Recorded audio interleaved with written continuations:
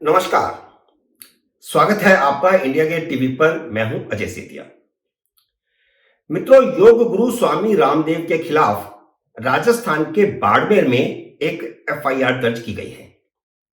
सवाल एफआईआर का नहीं है, सवाल उसके बाद हुए राजनीतिक घटनाक्रम का और आने वाले समय में इसके असर का है। राजस्थान की राजनीति काफी गर्म हो गई है और आने वाले समय में इसकी प्रतिक्रिया पूरे देश में भी हो सकती है। इसलिए यह बहुत गंभीर मामला है। राजस्थान बाबा रामदेव की कर्म भूमि रही है।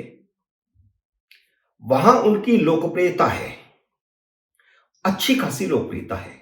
वह बेसिकली है तो हरियाणा की, लेकिन हरियाणा और राजस्थान दोनों ही राज्य उनकी पहली कर्म भूमि थे, क्योंकि 20 साल पहले एक योग गुरु के रूप में अपना सफर उन्होंने इन दोनों राज्यों से भी शुरू किया था।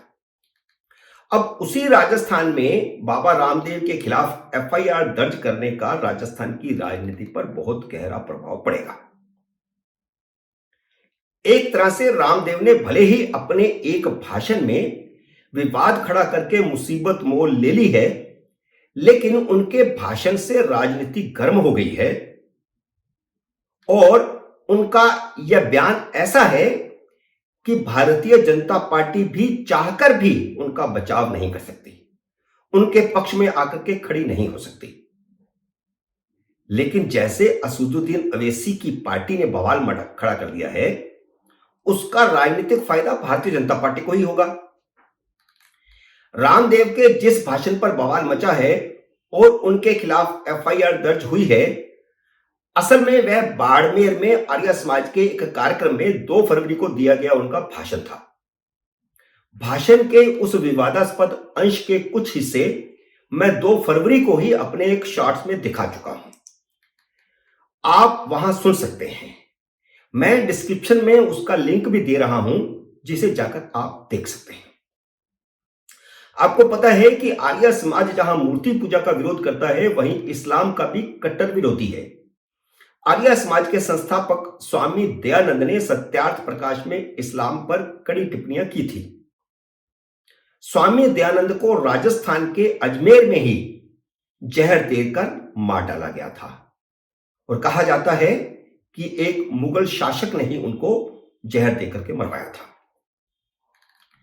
नुपुर शर्मा के बयान के बाद राजस्थान के उदयपुर में ही कन्हैया लाल का सर तन से जुदा कर दिया गया था।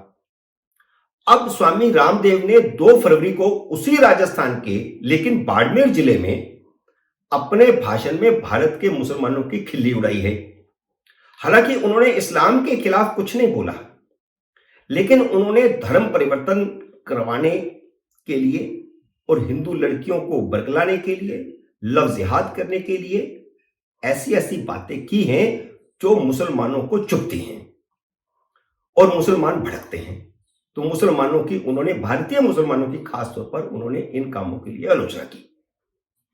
मुसलमानों के अलावा उन्होंने ईसाइयों की भी आलोचना की, क्योंकि उनकी दोनों, इस मुसलमानों की और ईसाइयों की, इन दोनों की मानसिकता धर्म परिवर्तन करवाने की है। हिंदू किसी का धर्म परिवर्तन नहीं करवाता, जबकि मुसलमान और ईसाई धर्म परिवर्तन में ही लगे रहते हैं। कोई कहेगा कि पूरी दुनिया को इस्लाम में तब्दील करेंगे, कोई कहेगा कि पूरी दुनिया को ईसाइयत में तब्दील करेंगे, जबकि एक आम हिंदू अपनी पूजा पाठ में लगा रहता है, अपने काम में लगा रहता है, अपने कारोबार में लगा रहता है और अपनी जिंदगी शांति से जीता है।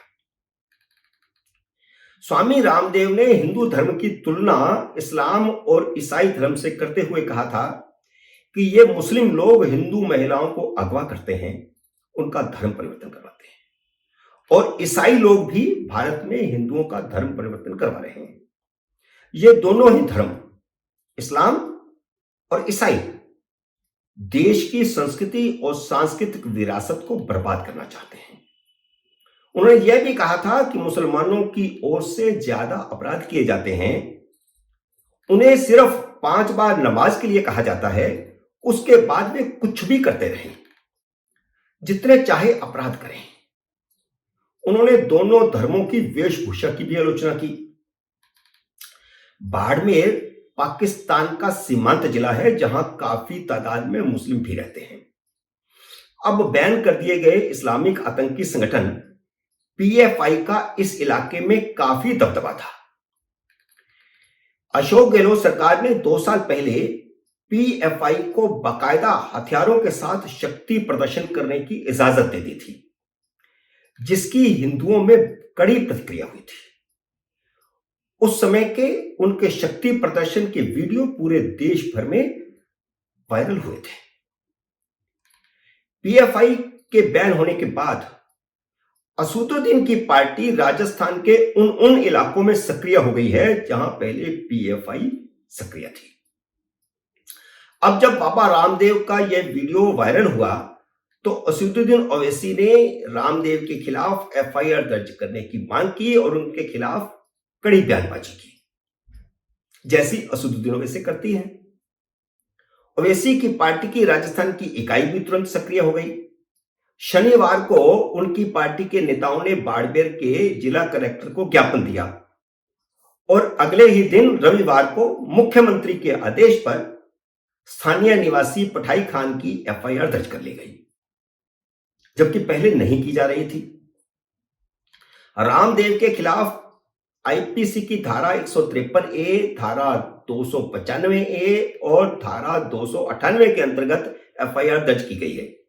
तीनों ही धाराएं धर्म के आधार पर नफरत फैलाने के खिलाफ है। अशोक गहलोत पर मुस्लिम समाज ने रामदेव की गिरफ्तारी का दबाव बना दिया है। मुस्लिम कांग्रेस का पक्का वोट बैंक है, उसी के आधार पर कांग्रेस जीतती है।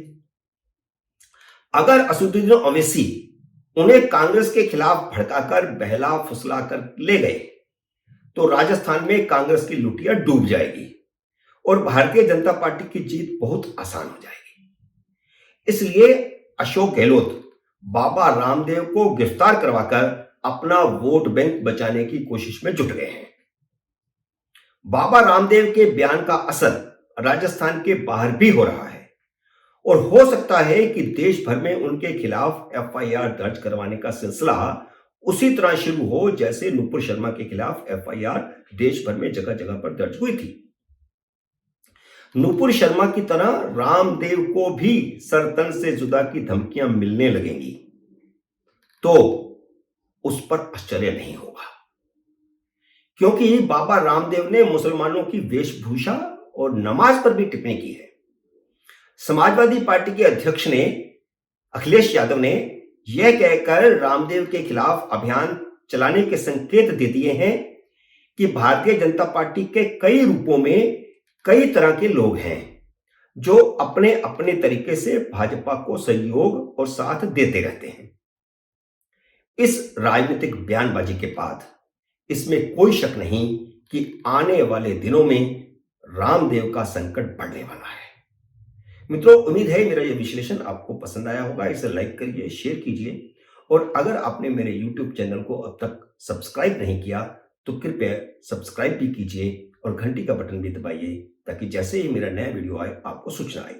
मेरे नए वीडियो का करिए इंतजार। तब तक नमस्कार।